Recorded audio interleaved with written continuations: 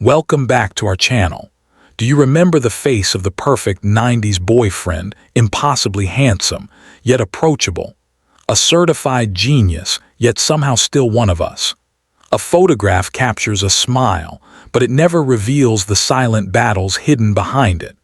This is the story of a boy who became a prince in the fleeting kingdom of teenage dreams. A boy who once seemed to hold the world in his hands. But it's also the story of what happens when the applause fades and reality becomes too heavy to carry. This is the deeply human and heartbreaking journey of Jonathan Brandis and the life he could never fully escape. To understand his rise and fall, we must step back into the 1990s, the last decade before the digital flood. Fame then was different. It wasn't earned through viral clips or curated feeds. It was handed down by powerful gatekeepers, studio executives, casting directors, and the glossy teen magazines that crowned their idols.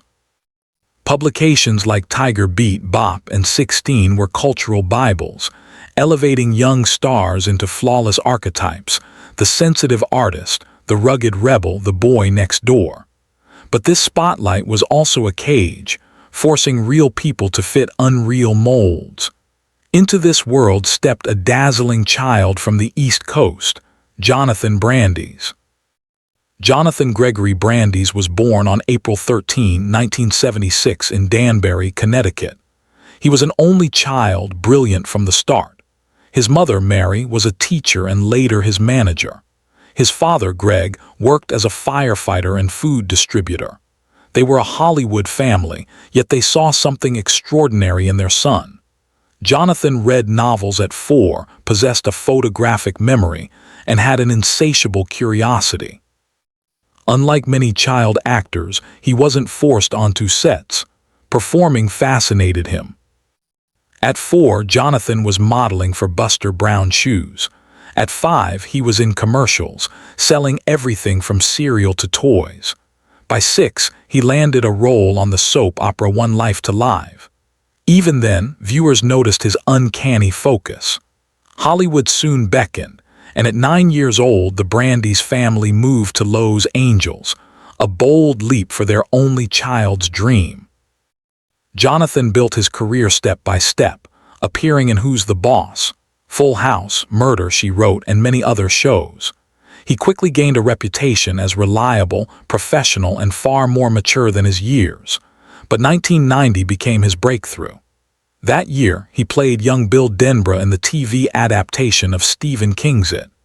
Bill was the emotional center of the Losers Club, a boy scarred by grief and guilt, forced to lead his friends against an ancient evil.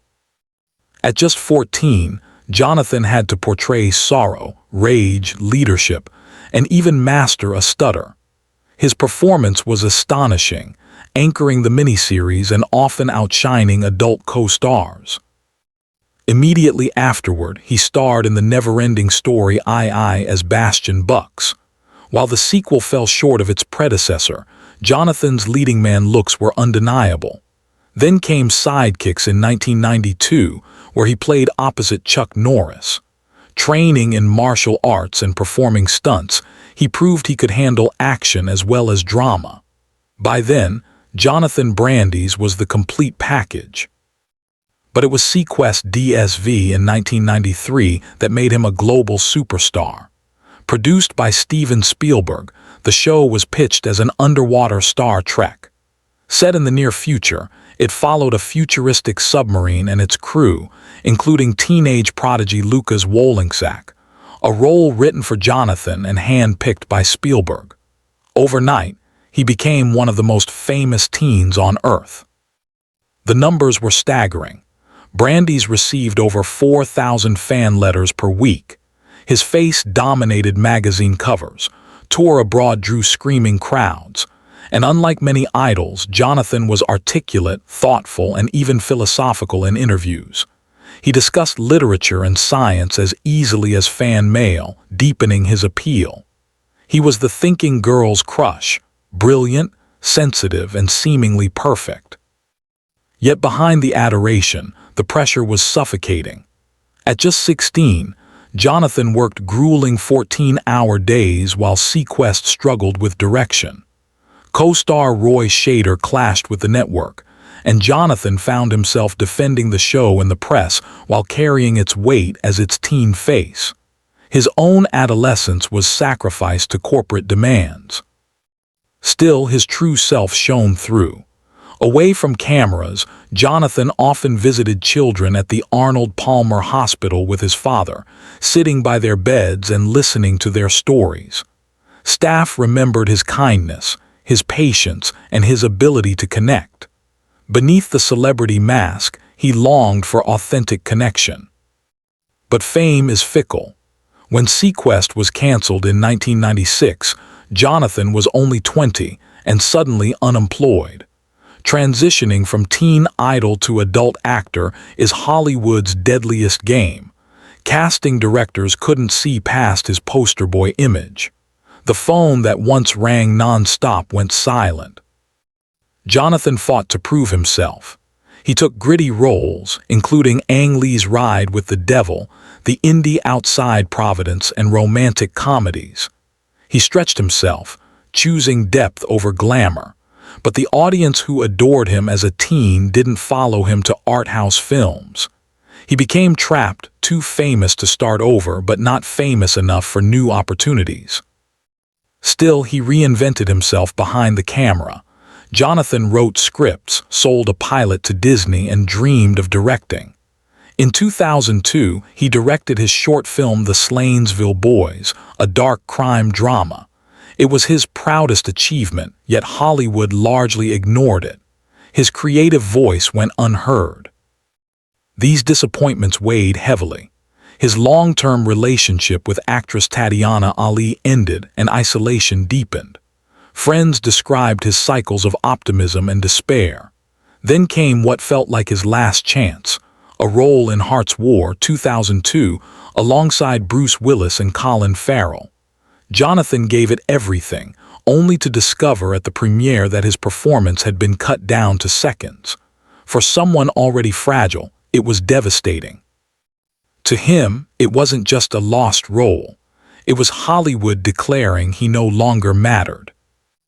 On November 11, 2003, after drinking and expressing frustration about his career, Jonathan stepped away from friends in his Los Angeles apartment. Minutes later, he was found after attempting to take his life. Rushed to Cedars-Sinai Medical Center, he clung to life for hours before passing away the next day. He was 27. No note, only silence. For the generation that grew up with him, his death felt like losing a family member. How could someone with such talent, intelligence, and beauty end so tragically? His story was reduced to a cautionary tale about child stardom, but it was far more complex. Jonathan's struggle was about identity. Who do you become when the role that defined your life vanishes? He once said, "I want to be a good man. Not rich, not famous, just good." And he was. Friends remembered his loyalty, his empathy, his brilliance. But depression, magnified by a cruel industry, blinded him to his worth. His death indicts a culture that idolizes and discards human beings. It reminds us of the urgency of mental health, especially for men taught to hide their pain. What if he had lived in a world where admitting, "I'm not okay," brought help instead of judgment? Jonathan was not a cliché. He was a son, a friend, an artist, a sensitive soul. He dreamed of telling stories, and for a time, his own story captivated millions. The tragedy is not only that it ended, but that he believed it had to end. His legacy is a quiet plea.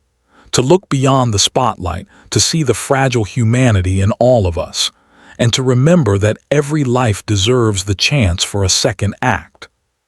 Thank you for watching. If Jonathan's story moved you, please like this video, leave a comment, and subscribe for more stories that matter.